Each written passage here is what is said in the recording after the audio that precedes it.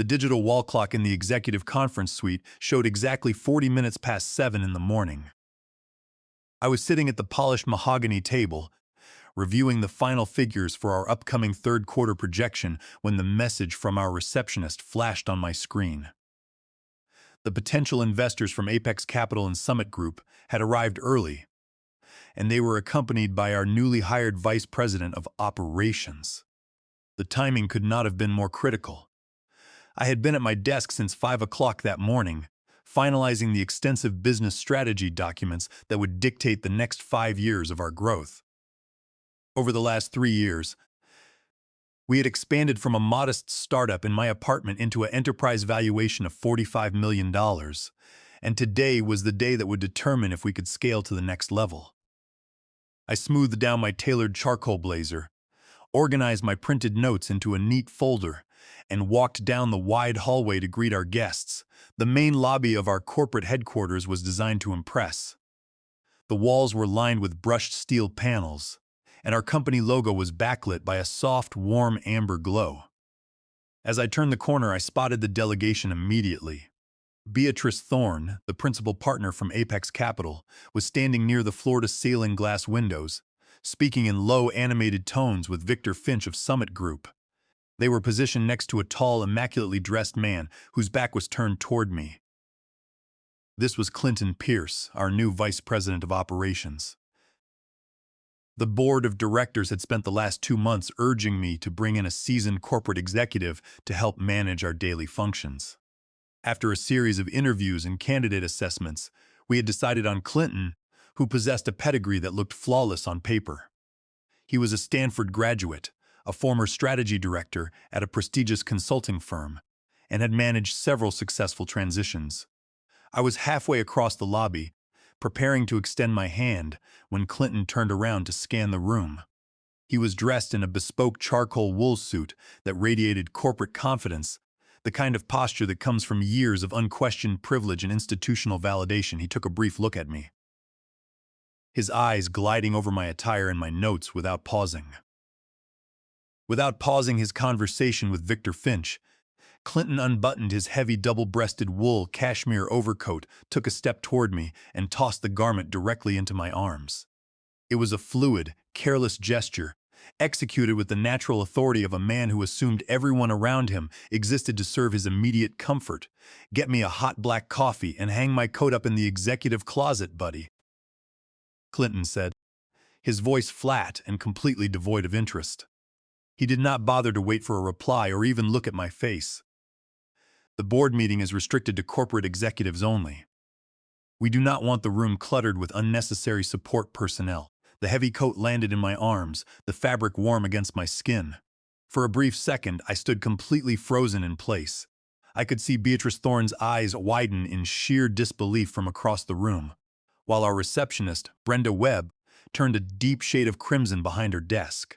I felt a surge of cold anger, but my years of building this company had taught me the value of emotional restraint. In business, when someone exposes their true character, you do not interrupt them. You let them complete their performance. "Make it quick," Clinton added, glancing back over his shoulder as he steered Victor toward the elevator. "We are scheduled to start in 10 minutes, and I need that coffee before we begin." I held the coat, looking at the high-end label inside the collar. I had several choices.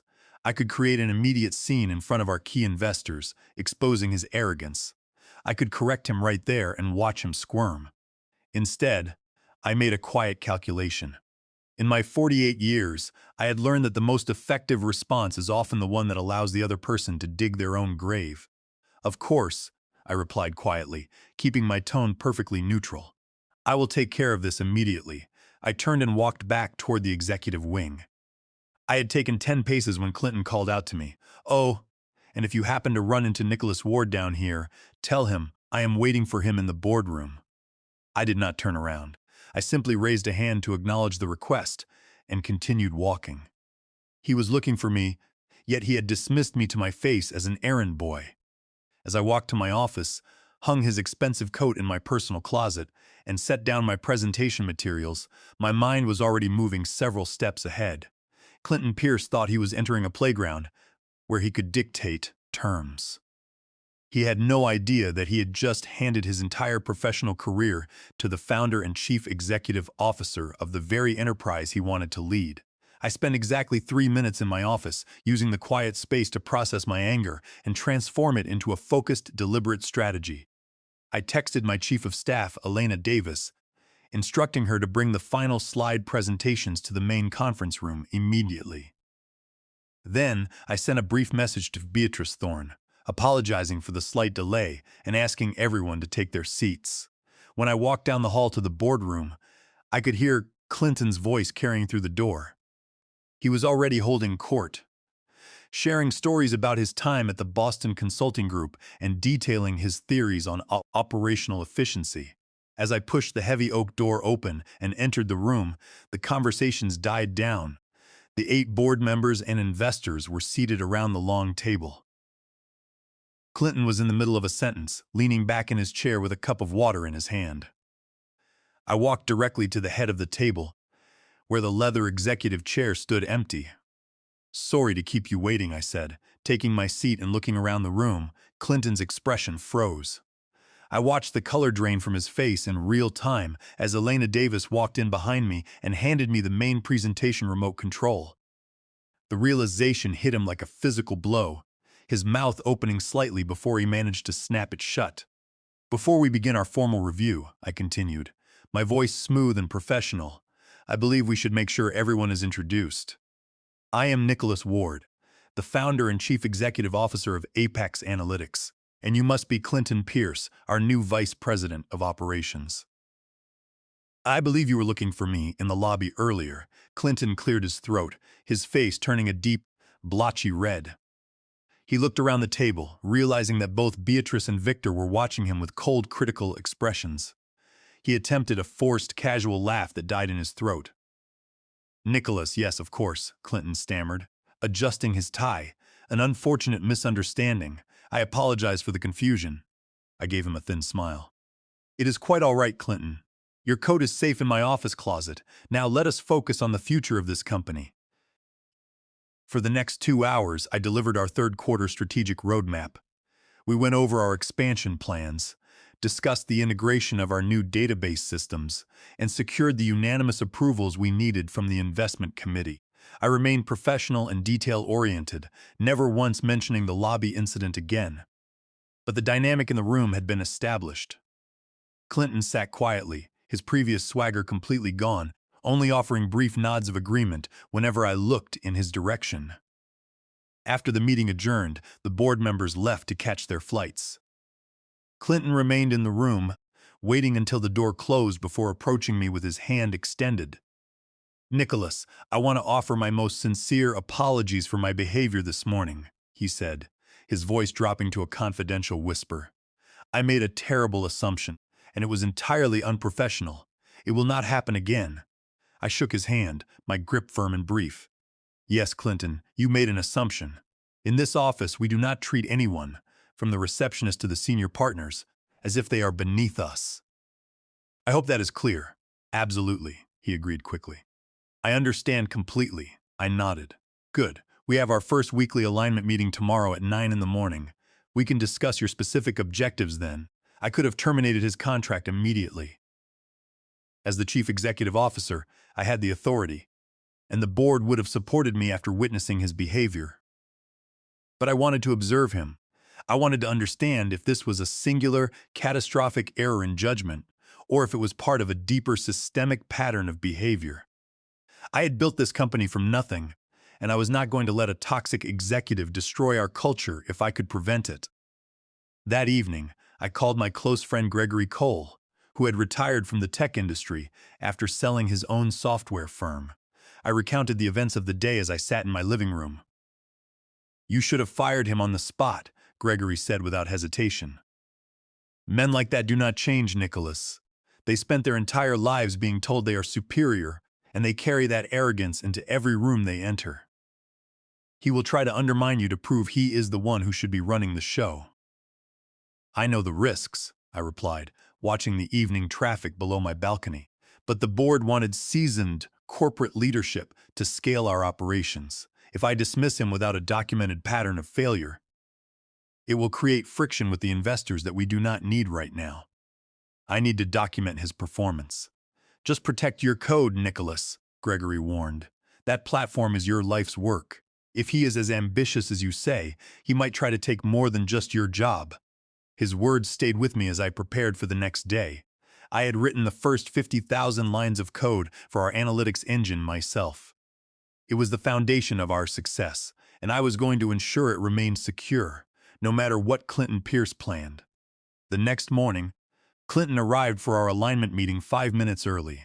He had recovered his composure, sitting across from my desk, with a sleek leather notebook open on his lap.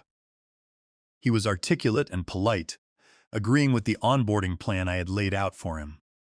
On the surface, he was the model executive. But over the next 2 weeks, the facade began to crumble, exposing the true nature of his leadership style. It started in our weekly executive committee meetings.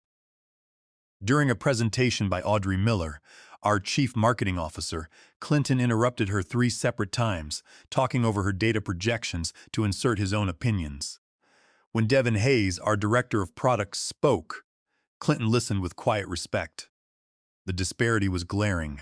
During client calls, whenever technical questions arose, Clinton would direct them to the junior male engineers in the room, completely ignoring Sonia Brooks, our chief financial officer, who had a master's degree in statistical analysis and knew our financial modeling better than anyone. I started keeping a private journal on my laptop, documenting every incident with dates, times, and descriptions. I was building a file, but I needed to know if his actions went beyond mere corporate arrogance. My answer came when Elena Davis knocked on my office door and stepped inside. She looked concerned. "Nicholas, we have a situation," she said, sitting in the chair across from me. I was reviewing the shared corporate calendars, and I noticed Clinton has scheduled a private lunch with Victor Finch from Summit Group for this Thursday.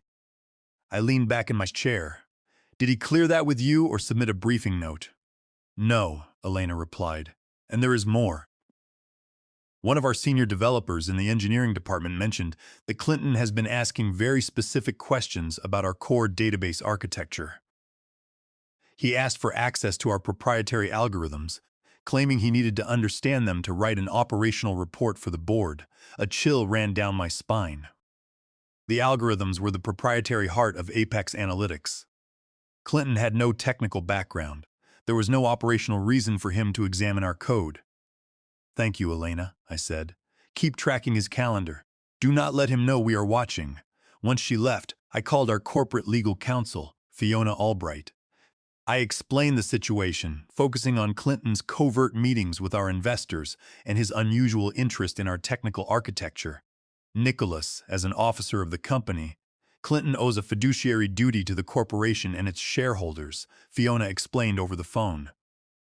"This includes the duty of loyalty and the duty of care. If he is secretly meeting with investors to criticize your leadership or trying to compile proprietary code for unauthorized purposes, that is a clear breach of fiduciary duty. But we need hard evidence of both the intent and the action before we can terminate him with cause." "How do we get that evidence?" I asked. "If he accesses or copies proprietary files without authorization, or if we can prove he is sharing them, we have a case," she said. "But you must ensure your security protocols are active and monitored." After hanging up, I went down to the engineering floor to meet with Gary Snyder, our head of development. Gary had been with me since our second year, and I trusted him implicitly. "Gary, I need you to create a secure sandbox environment for our core codebase," I said, closing the door of his office. "I want it to look identical to our live repository, but I want you to insert subtle, non-functional modifications into the code. Fingerprints that will not affect how it runs but will make it immediately identifiable if it ever leaves our servers." "I can do that," Gary said, his eyes narrowing. "Is this about the new vice president?" He was asking my team about our database structures yesterday.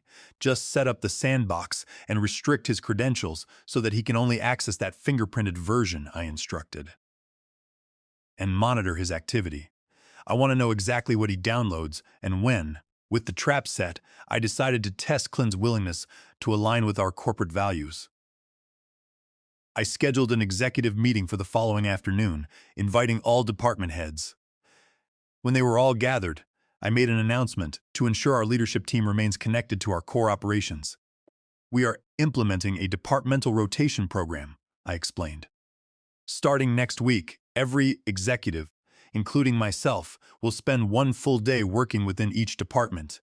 We will start with customer success, then sales, then administration.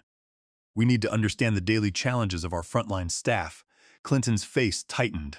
He looked as if he had just been told to sweep the floors. Nicholas, with all due respect, I do not see how that is an efficient use of executive time, Clinton said, his voice carrying a sharp edge. We have critical scaling issues to address. Surely my experience is better spent on strategy. No one is above the work that keeps this company running. Clinton, I replied, keeping my voice calm but firm. If you cannot support the people on the front lines, you cannot effectively lead them. You will start in customer success on Monday morning. He stared at me for a moment, his jaw clenching, before he gave a slow, reluctant nod.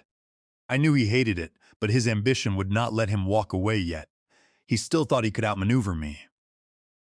He had no idea that his time in our departments would reveal his true intentions to everyone in the company. On Monday morning, Clinton Pierce reported to the customer success department, his expression a mask of barely concealed irritation. Diana Croft, our head of customer experience, later reported to me that Clinton spent the majority of the day sitting in the back of the room, looking at his personal phone and making no effort to understand the ticketing system or the client issues. Whenever she asked him to shadow a call, he would excuse himself to take an urgent meeting. By Wednesday, when he was scheduled to work with the administrative team, his tolerance had evaporated. Brenda Webb, our office manager, called me in the afternoon to report that Clinton had left the building at noon, claiming he had an external strategic emergency. I went looking for him and found him in the glass conference room on the third floor. He was on a video call, his laptop open, speaking in low, intense tones. I stood outside the glass door for a moment, watching his animated gestures, before I knocked and walked in. Clinton. I believe you were scheduled to be with Brenda this afternoon, I said, leaning against the table. He closed his laptop screen halfway, looking up at me with an expression of pure frustration. Nicholas, we need to be realistic, he said, his voice rising. This rotation program is a waste of my time. I am a senior vice president, not an administrative assistant. I was hired to scale this company, not to learn how to order office supplies or organize files. I looked at him, my expression neutral. The program is about understanding our culture, Clinton. It is about showing respect for the people who make this office function. If you cannot spend a day learning from Brenda, how can you expect the team to respect your leadership? My resume speaks for itself, Nicholas, he snapped. I have led organizations 3 times this size. I do not need to play receptionist to prove my value. If this is how you run a $45 million enterprise, it is no wonder the board was concerned about your ability to scale. The comment was a direct challenge to my authority. He was trying to use the board's initial anxiety as a weapon against me. Your experience is valuable, Clinton, I said quietly. But your respect for our people is mandatory. If you cannot complete this program, I will have to take that into consideration when we review your performance. He stared at me, his eyes cold and calculating. He was weighing his pride against his long-term plan. He wanted my job, and he knew he needed the board's support to get it. Fine, he said, his voice tight. I will finish the week. But I want it noted that I believe this is an inefficient use of resources. I will make sure it is noted, I replied. The next morning, Gary Snyder came to my office, his face grim. He closed the door and sat down, opening his tablet. Nicholas, we have a major security concern, Gary said, sliding the screen toward me. Over the last 48 hours, Clinton's credentials have been used to download over 20 gigabytes of data from the sandbox environment. He has downloaded our core algorithms, our predictive database models, and our entire system architecture. Did he download the fingerprinted code? I asked, my heart rate accelerating. Yes, Gary confirmed. Every single file he pulled contains the unique, non-functional signatures we embedded. We have absolute proof that he has copied our proprietary intellectual property to a local drive. I looked at the logs. The access times matched the hours when he was supposed to be shadowing our engineering team. Instead of learning, He had been systematically extracting our corporate secrets. Can we track if he has transferred them outside our network? I asked. Not yet, Gary said. But the moment those files are uploaded to an external server or compiled into another system, our security system will flag it if they connect to the internet. This was the evidence we needed. His unauthorized download of our proprietary code, combined with his secret meetings with Victor Finch, constituted a clear breach of his fiduciary duty of loyalty under corporate law. He was actively gathering intelligence, likely to share it with our competitors or to use it as leverage to force me out of the company. I texted Fiona Albright explaining the security breach. "We have the evidence, Nicholas," she responded. "We need to present this to the board immediately. I will schedule an emergency session for tomorrow morning." I sat back in my chair, looking out at the office floor. The employees were working, collaborating, and building the future of Apex Analytics. They trusted me to protect their jobs and their work. Clinton Pierce had entered our office with nothing but contempt for our culture and greed for our success. He thought he could steal our code and dismiss our people. He was about to find out that the founder he had dismissed as a supports worker was the one who held the key to his career. The emergency board meeting was called for Friday morning at 9 o'clock. I had spent the night working with Gary and Fiona, compiling a comprehensive report that detailed Clinton's actions. We had the download logs, the comparison between the live code and the fingerprinted sandbox files, and the records of his unauthorized meetings with Victor Finch. When the board members arrived, the atmosphere in the conference room was tense. Beatrice Thorne and Victor Finch sat at the center of the table, their expressions serious. Clinton arrived last, wearing a tailored navy suit and looking as confident as ever. He had no idea what was waiting for him. I sat at the head of the table, waiting until everyone was seated before opening the meeting. "Thank you all for coming on such short notice," I began, looking around the room. "We have a critical operational and security matter that requires the board's immediate attention." Clinton leaned forward, his expression curious. "Is there an issue with our upcoming product release, Nicholas?" "The issue is with you, Clinton," I said, sliding the printed reports across the mahogany table. He picked up the folder, his eyes scanning the first page. I watched the confidence drain from his posture, replaced by a sudden rigid tension. The room was silent as the other board members opened their copies. Over the last month, Clinton Pierce has engaged in a systematic effort to undermine this company's leadership and steal our proprietary technology, I explained, keeping my voice steady and professional. Our head of development, Gary Snyder, has documented that Clinton used his executive credentials to download over 20 gigabytes of our core algorithm code from a secure sandbox environment. This code was fingerprinted, and we have absolute proof of the unauthorized extraction.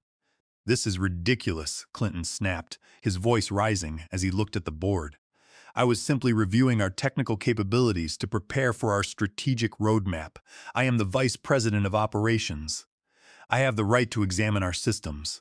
You do not have the right to download our proprietary algorithms to a personal drive without authorization."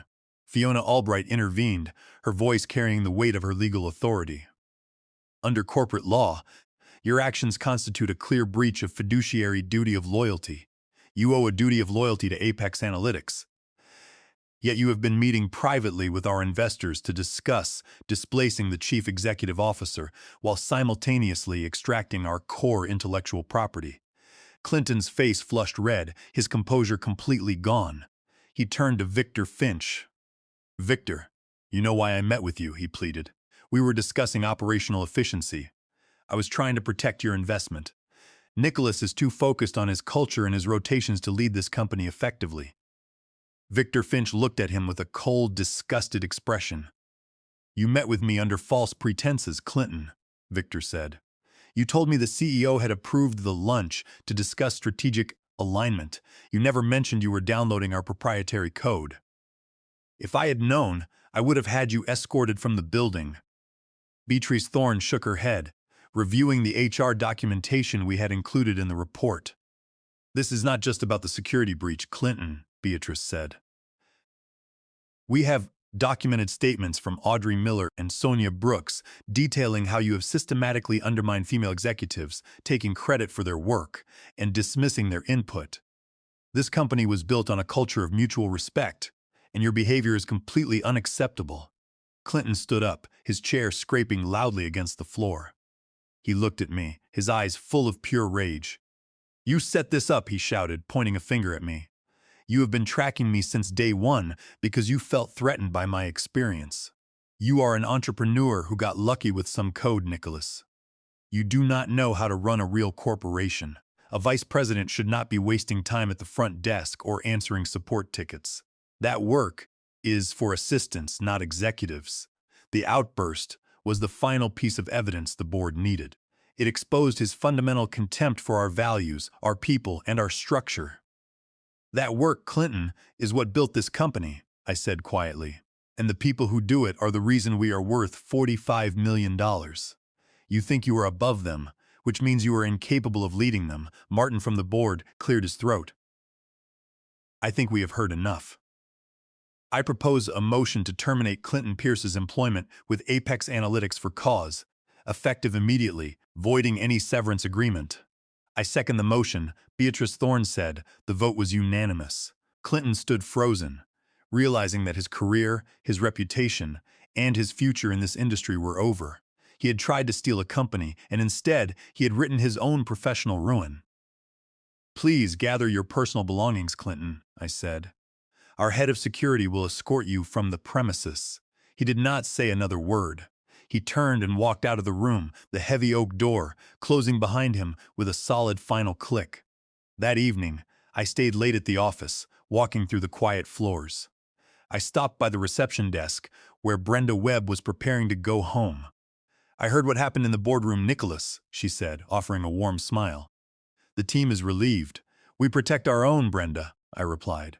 "This company works because everyone matters. That is not just a slogan, it is how we succeed." I walked back to my office, feeling a deep sense of peace. My phone buzzed with a text from Gregory Cole. "Heard the board took action. You okay?" I typed back, "Better than okay." Clear, there was a certain clarity that comes from standing your ground, not in anger or revenge, but in the simple defense of what matters. The company I had built was not just a collection of algorithms. It was a community of people who respected one another, and that was something worth protecting.